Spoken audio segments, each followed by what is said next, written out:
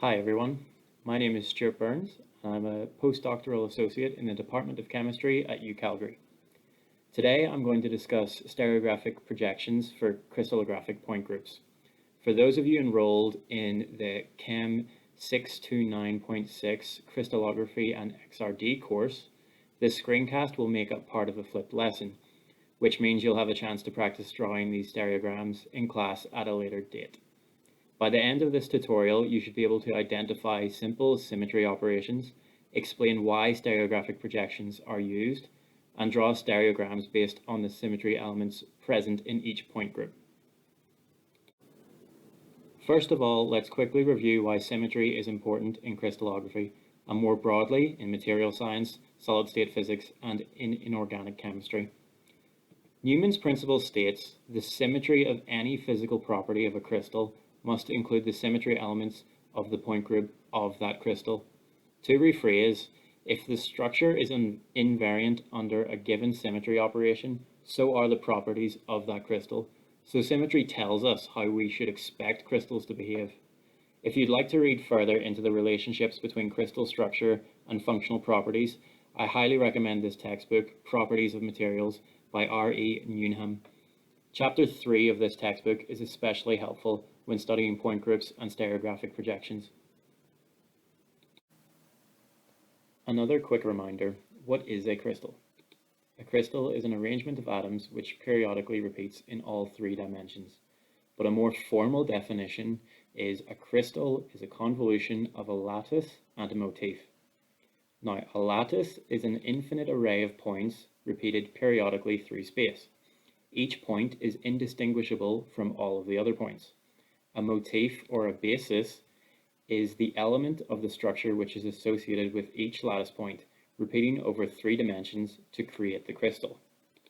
Even in this slide, you will see one problem which we hope to address through stereographic projections. Three-dimensional representation of crystals and crystal symmetry is often difficult on paper or in a static image. So how can symmetry help to describe a crystal structure? Well, in the rest of this screencast, we will be using Hermann-Mauguin notation, also called international notation, to describe the symmetry operations in use. There are four primary types of symmetry operation, the first of which is translation. In this case, we take our object and translate its position. This symmetry operation is actually generated by the lattice itself.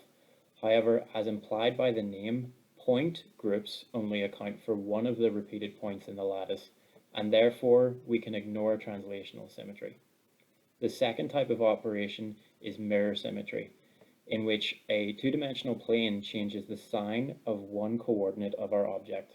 The symbol for a mirror operation in international notation is lowercase m in italics.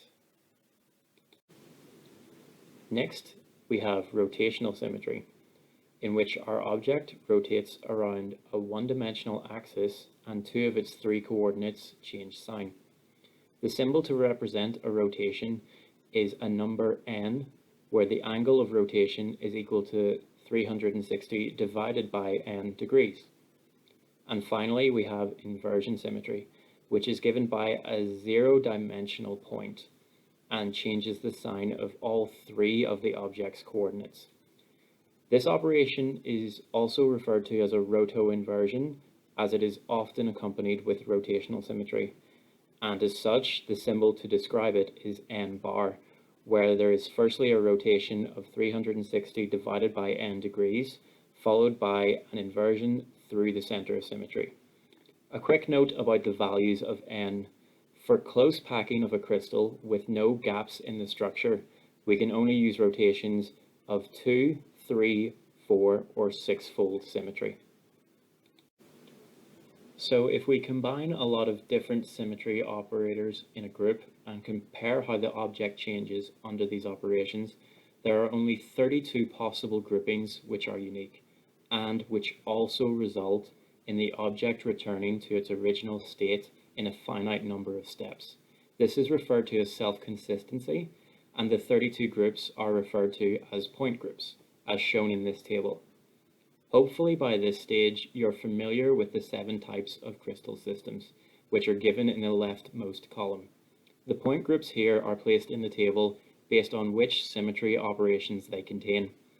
I'll show a version of this table again in the final slide, alongside each group's stereographic projection. So what is a stereographic projection? Let's start with an imaginary glass globe with a north and a south pole.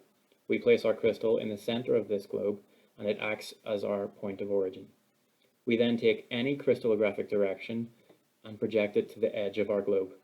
We then draw an imaginary line from the edge of the globe to the South Pole. The point at which our imaginary line crosses the equatorial plane is then noted on our stereogram. Similarly, if we take a crystallographic direction that projects into the southern hemisphere of our globe, we take an imaginary line to the North Pole.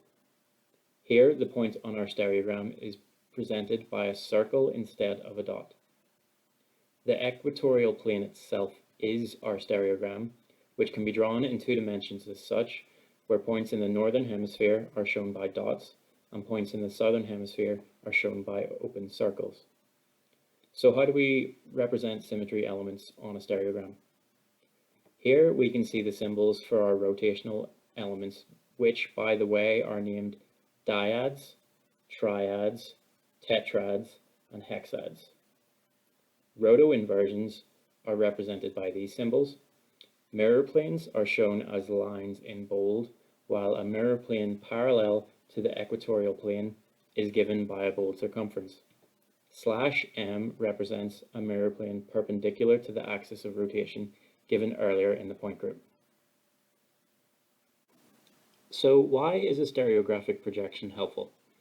Let's take an example of a solid angle projected onto the edge of our globe, which will look something like this circle. If we want to represent this in 2 dimensions, we could take a bird's eye view of the globe. This, however, will highly distort the circle. If we repeat this procedure and project towards the South Pole, we can see our stereogram maintains the shape of the circle. This is a huge advantage for stereographic projections. So let's get into some examples. We'll start with point group 1.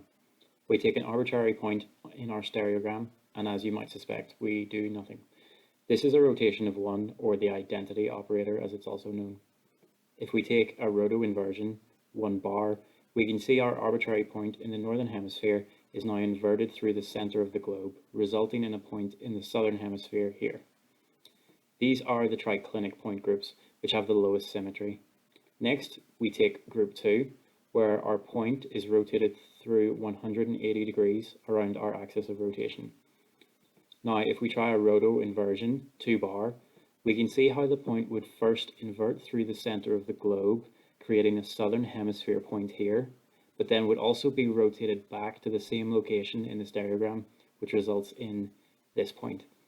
Some of you may have noticed a few slides ago that I presented the symbol M as a 180 degree roto-inversion, and as you can see, this is the equivalent of a mirror in the equatorial plane. Now let's look at 2/M, where we first rotate our point 180 degrees, then mirror it to the southern hemisphere. If we rotate again and then mirror again, we demonstrate self-consistency and arrive at our original point. These are the monoclinic point groups. Now let's try some examples which are a bit more complicated. Point group 222. We start here, rotate through the central axis to here. We also have axis of rotation here and here, which results in points in the southern hemisphere here and here. Point group 32. Let's start with our arbitrary point in this location. Then we rotate clockwise through 120 degrees and again. Here you can see a dyad with the axis here. We rotate into the southern hemisphere, and likewise for this dyad and this dyad. Point group 4/MMM. We keep rotating through 90 degrees to start. We can then apply these mirror planes to fill up the northern hemisphere. Then we use the equatorial mirror plane to create points in the southern hemisphere. If we had instead just followed the dyads along the circumference, we would in fact end up with the same final pattern. Point group 6 bar M2. We start with a clockwise rotation of 60 degrees and then immediately invert through the center of the globe. As we repeat this operation,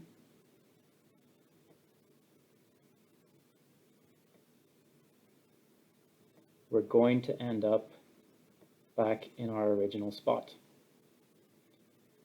Now we can utilize the mirror planes to finish the point group. For reference, these examples are from the orthorhombic, trigonal, tetragonal, and hexagonal crystal structures, respectively. For our final examples, I'll take you through some of the cubic point groups. Let's start with 2-3. The cubic groups look daunting due to all the extra rotation axes, especially because they aren't straight lines. However, if we imagine shifting the glass globe and our frame of reference, it becomes much simpler.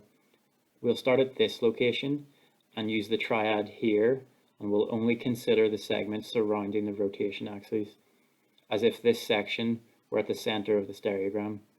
We rotate through 120 degrees. Then we use the dyad, which is at the center of the stereogram, to rotate this entire section to here. If we then account for the remaining dyads, we can then rotate into the southern hemisphere. Point group M3 is sometimes written as M3 bar. Actually, these are equivalent. Let's prove this by starting with the roto inversion. We move through 120 degrees and then immediately invert through the center of our globe. We continue repeating this pattern and we end up at our original point. We then use one mirror plane and the second mirror plane to finish the point group. If we had used a simple triad instead of a roto inversion, our final pattern would have been the same due to the inclusion of the equatorial mirror plane, and therefore M3 and M3 bar are interchangeable. Finally, let's draw 4-3-2. We'll start with the tetrad and rotate through 90 degrees. We can then take our original point and rotate through 120 degrees in this section. We would then do the same for each other triad, filling up the northern hemisphere. Now let's highlight this dyad along this axis, which would rotate this point into the southern hemisphere here. Likewise, we would do the same for each other northern hemisphere point across all the dyad axes, completing the point group. Now we have drawn 12 example point group stereograms. So as promised, here is a table with all 32 point groups and their stereographic projections, grouped by crystal system and the common symmetry operators they share, shown in terms of X on the left. Hopefully now you can recognize and identify simple symmetry operations, explain why stereographic projections are useful, and draw stereograms of any point group based on the symmetry elements within the group. Thanks for watching, and good luck with drawing stereographic projections for point groups.